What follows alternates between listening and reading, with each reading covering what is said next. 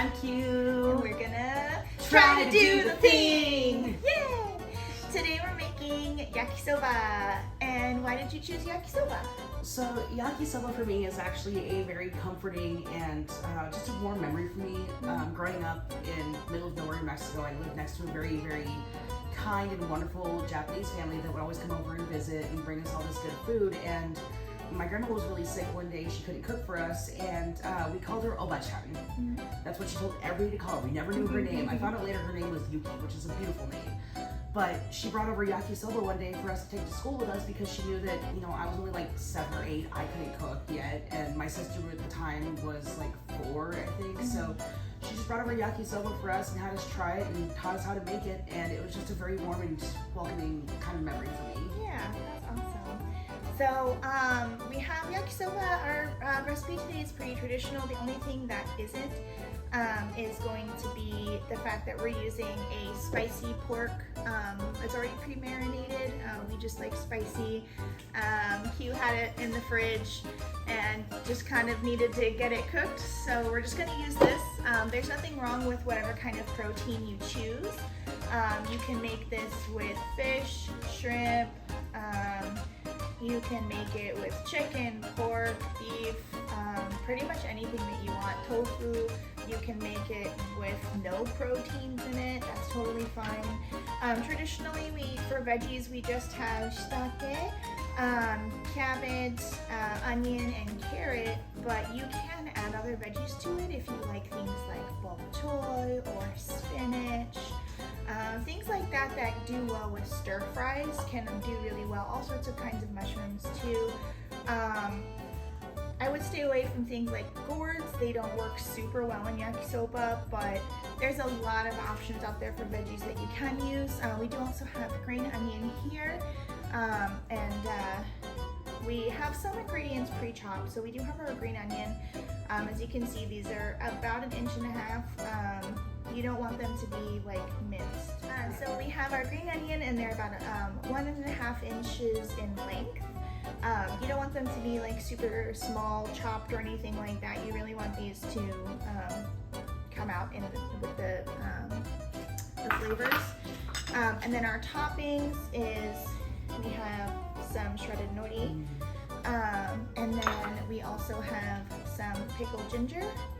This particular kind is a topping for things like yakisoba, certain types of ramen, and I just snack on it. It's really good. I have to buy 2 jars because I'll get them for our bentos, and then I'll eat one on the way home when I bring other errands. So like I have to buy 2 or 3. It's so good. I love this type of. It's also very good for you. Kizamishoba?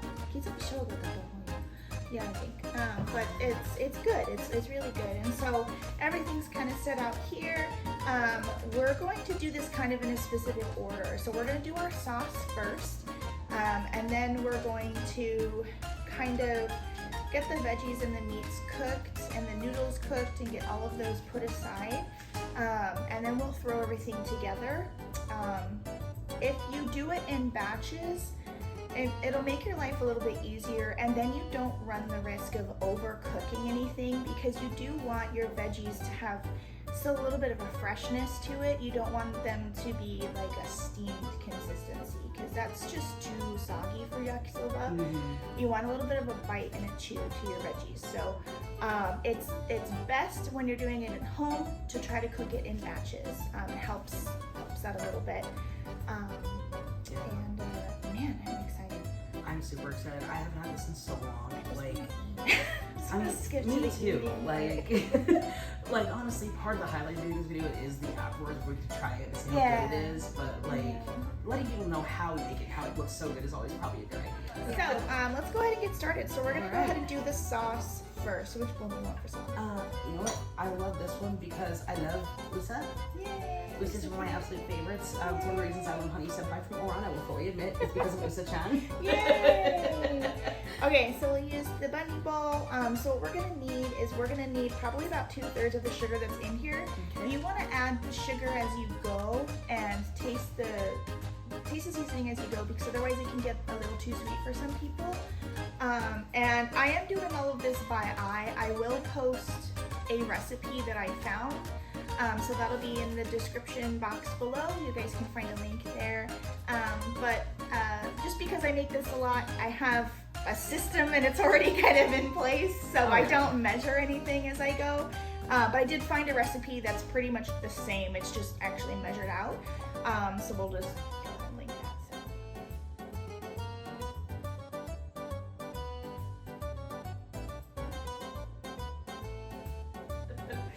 So we'll get this mixed up. And then I'm gonna need you to taste this and see if we need to add. See if you like it more sweet.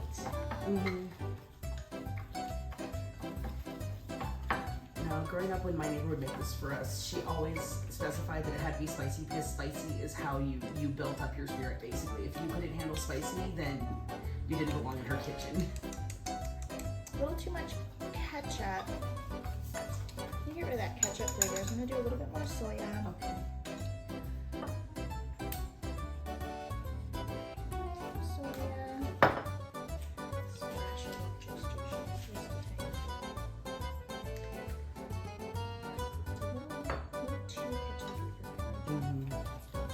Love ketchup. I don't like ketchup on things like hamburgers. Well, that's not true. I put a little bit. I just don't like it.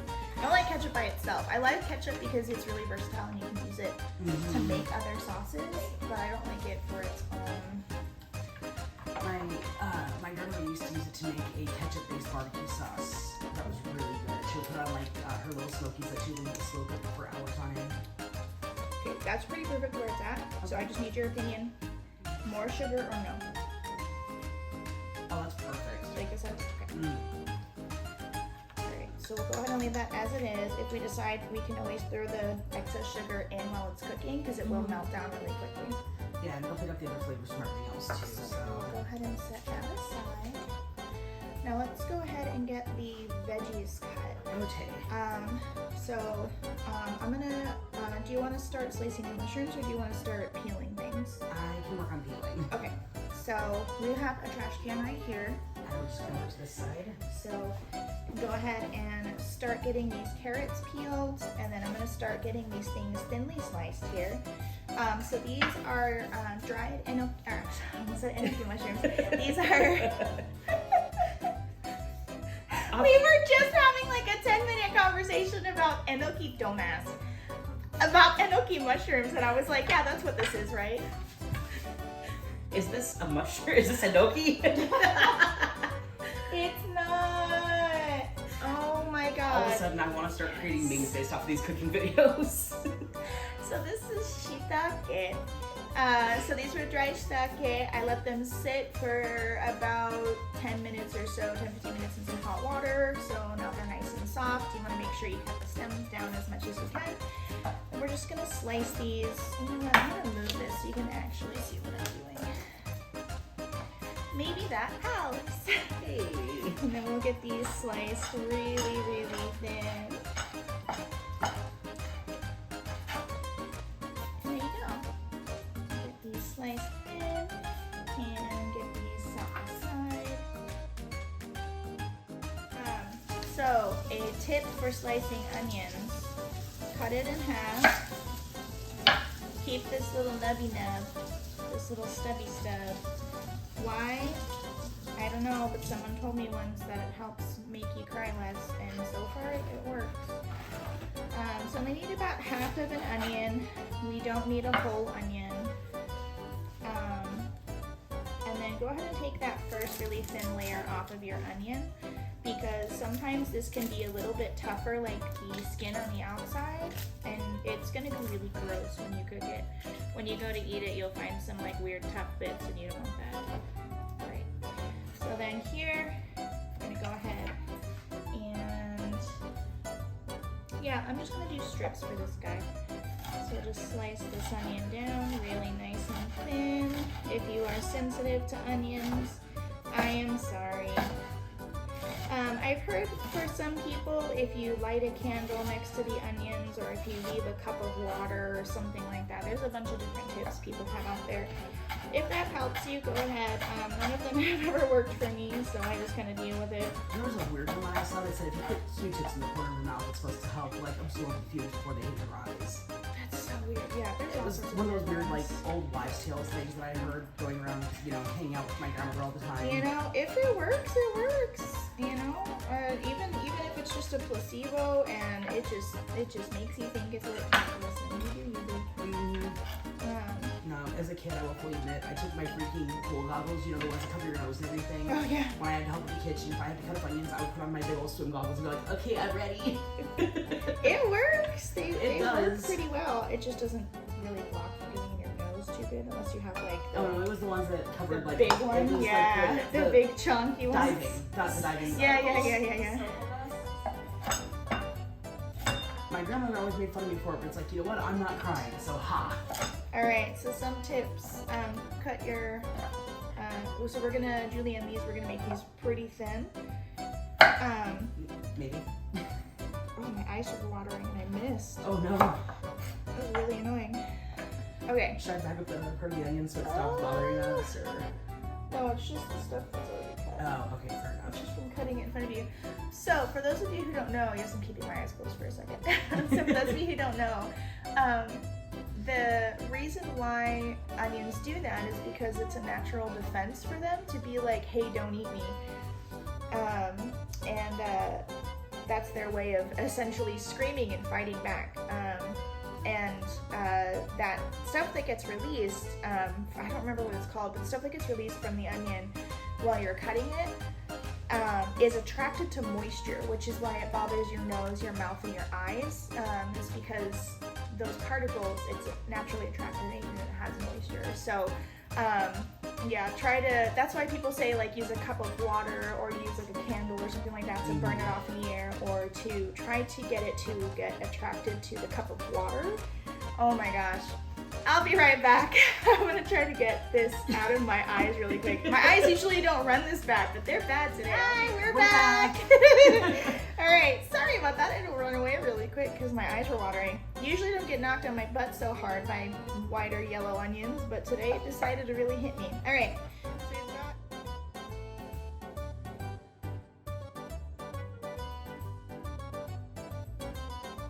Can you do me a favor Yes. and take off the first couple layers of the cabbage Okay, and mine's then not give it a pushing quick across. rinse?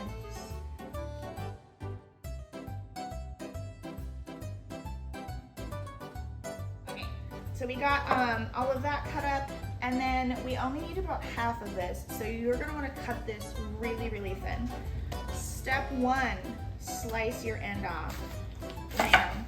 You can also make a little triangle cut and just chop that piece out. I'll just cut the end off pretty close because I'm gonna take out that inside anyway. Cut straight down the middle. You want a little bit of this still intact. This is gonna go to the side. We're gonna get slicing really, really thin. You can also use a shredder if your knife skills aren't super great, or if you're just not confident with a knife or something like that. You can also use a shredder. I do use a shredder for when I'm really lazy. It's basically like a cheese grater for veggies. Work smarter, not harder. Yeah, so sometimes I will use that, but most of the time I prefer to cut it by hand. I just feel like I have a little bit more control. Alright, that's the center. You can chuck that. We don't want that. This is all we need. I will admit, I've watched a lot of slice of life animes where they do a home ec class and their quote unquote punishment for failing the class is they have to shred cabbage. It sucks. Is that actually a thing they do in Japan? You know, they might. They figured I would might. ask you because you know more about the actual culture side of it than I do. You know, it probably depends on the type of school that you're attending, like True. anything else. I'm sure that there are probably plenty. Wow, I cannot. もう日本語ですか？日本語の方が話す。A little. I'm getting there. My ちょっと。 pronunciation is. Oh no, it's choto. Chi- Sorry. yeah, Chisa choto, is small, chisa like was- Seiyun, our other maid in training. Yay! There was a certain finger that was given in response to that comment. It looked like a Tory, a bird. You know what? We'll just, yeah. There was a Tory that flew by. You do what you will with that information. I do give Sane a lot of heck, but it's all very loving and very much reciprocated. All right, so we're gonna go ahead. So we have everything nice and shredded. It's pretty thin. It's so pretty. We don't want it too thin, otherwise it'll get real limp really fast. We have all of this. Those like did not separate. There we go. So we have these all ready to go, and we have our toppings and the rest of the pieces that are going to go inside ready to go. So what we're going to do is we're going to go ahead and swap camera angles, do a top down so you can see us cook everything in batches, and then set them aside. Then once all that is done, we'll cook the noodles and get everything all set up, and then we're going to do a taste test. We'll see you in just a minute. See you in a minute. Hi, we're back. So this is the fun part. Yay! Don't touch that, it's hot. So this is the part where we're gonna go ahead and cook everything. So just a few things to note. As we're cooking, it's just gonna be nice music that you guys can listen to, but I'm gonna make a couple notes really quick before we get started. First of all, you wanna use a neutral flavored oil. That's canola oil, soybean oil, peanut oil can be used. But you want to use something that's really lightly flavored, not something like olive oil. It's going to be too strong. You want to make sure it doesn't have its own strong flavor. So you'll see us cook everything in batches, and then you'll see us throw everything together, and then we'll toss that up. One really super important thing to note: do not overcrowd your pan. If you overcrowd your pan or your wok or whatever you're using to use stir fry, we have a wok, it will not cook. It's gonna get sticky and mushy and weird. It's gonna cook really unevenly. Do not overcrowd your pan. Do it in smaller batches. So for us right now, we'll probably have 2 batches. So once we have everything cooked separately, we'll add things together and make 2 separate batches. So keep that in mind. Also, be light on your veggies and your meats. The reason why is because this is a noodle dish. Our noodles are the stars. The noodles and the sauce are the stars. So be a little bit light. But yeah, so there's your couple tips. So enjoy the pretty music and cooking as we go along, and we'll see you for the taste test. Woo!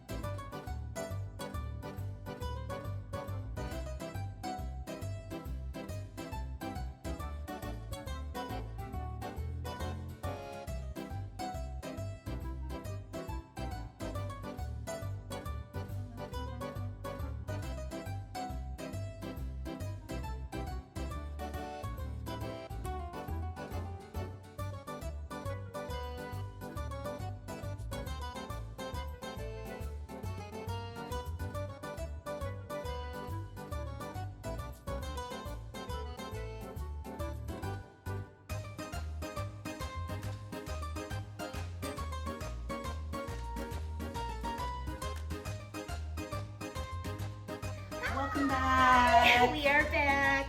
So we have our lovely yakisoba all finished, and so good in here. It smells really good. So we're gonna go ahead and dress it with how we like. So we'll just take some of our nori shreds and put that on top. Definitely could have made these a little bit thinner, but I like mine a little chunkier just because I like the texture. take as much as you want. There's some of those yummies on top. Nori is also very good for you. It's very, very good for you. All that good vitamins and minerals and greenery goodness. Then we'll take some of our kusami shoga. I've already been informed I'm not allowed to take the jar and eat the whole thing on my own. No.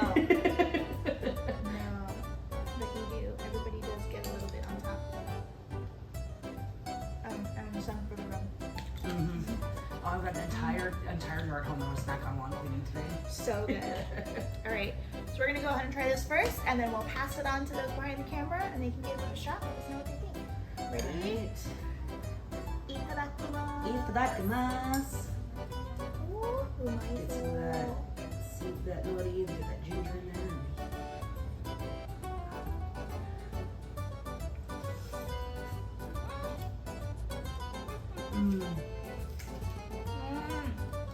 Just like almost I used to make.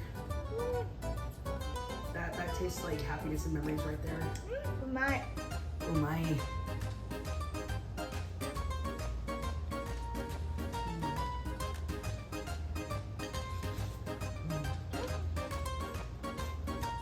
I'm gonna stop so I have some for Sadie to try. Otherwise, I will eat this whole bowl on my own. No regrets. I suppose Zero could have some. I mean, if he wanted to. That's so good. That's so good.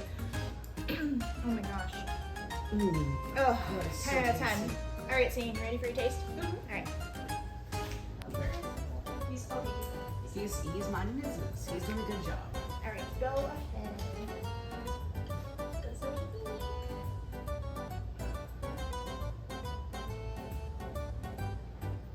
Get all that goodness. A little bit of everything. Yeah. Because I like everything in this bowl. Good? We have the same seal of approval.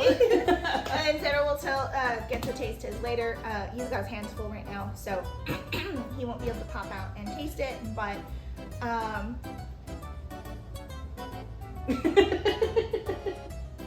he left some for you. It's only fair.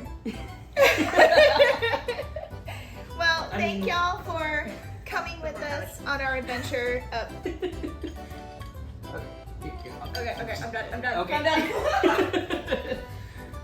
Thank you for coming along with us on this adventure. It was a lot of fun to cook today. It was amazing. You usually just get to eat, so. Usually I'm the one working the camera Yeah. and I get to have a bite. The snacking.